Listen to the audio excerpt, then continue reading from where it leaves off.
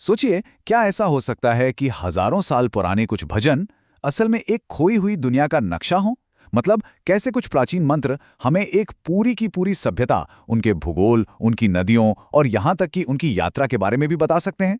आइए इसी दिलचस्प पहेली को सुलझाने की कोशिश करते हैं। तो हमारी इस पूरी जांच पड़ताल का जो सबसे बड़ा सुराग है वो है ये ग्रंथ ऋग्वेद।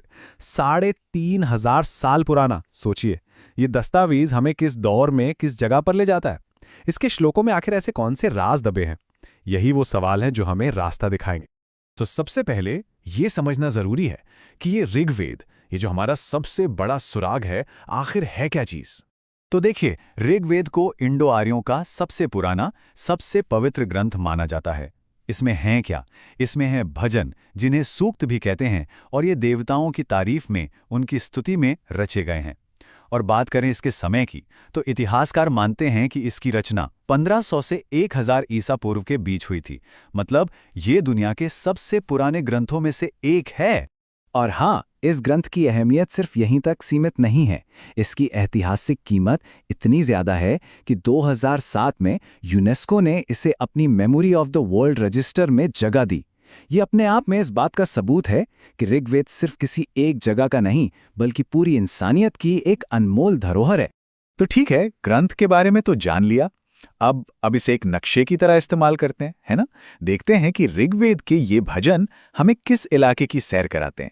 ऋग्वेद में बार बार एक जगह का जिक्र आता है, सप्त सिंधु, यानी 7 नदियों की धरती।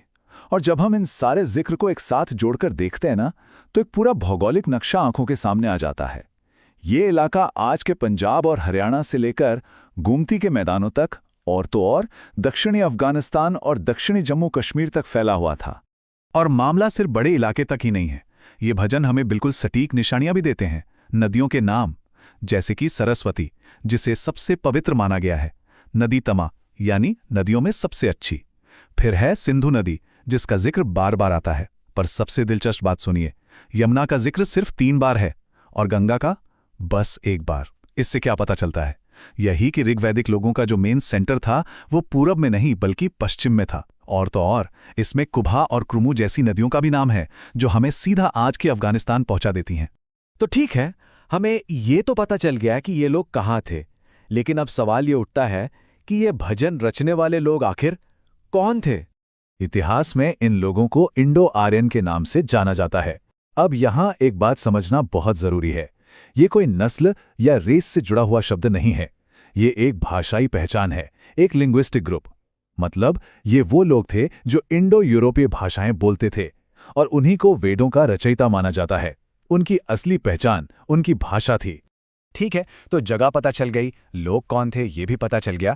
तो अब उस थ्योरी पर आते हैं जो बताती है कि ये लोग आखिर आए कहाँ से थे। देखिए, ज्यादातर विद्वान जिस थ्योरी को मानते हैं वो है इंडो आर्यन माइग्रेशन की थ्योरी।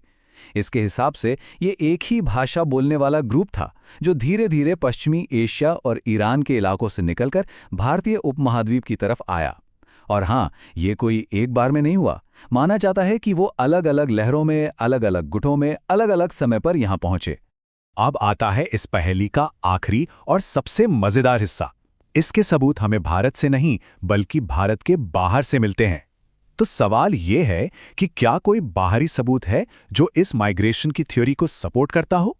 इसका एक बहुत बड़ा इशारा मिलता है प्राचीन ईरानी ग्रंथ अवेस्ता में। पता है, ऋग्वेद और अवेस्ता की भाषा और कई रीति रिवाजों में गजब की समानताएं हैं, बिल्कुल हैरान कर देने वाली। ये भाषाई रिश्ता इस बात को बहुत मजबूत करता है कि इन दोनों ग्रंथों को लिखने वाले लोग कभी एक ही जगह रहते होंगे।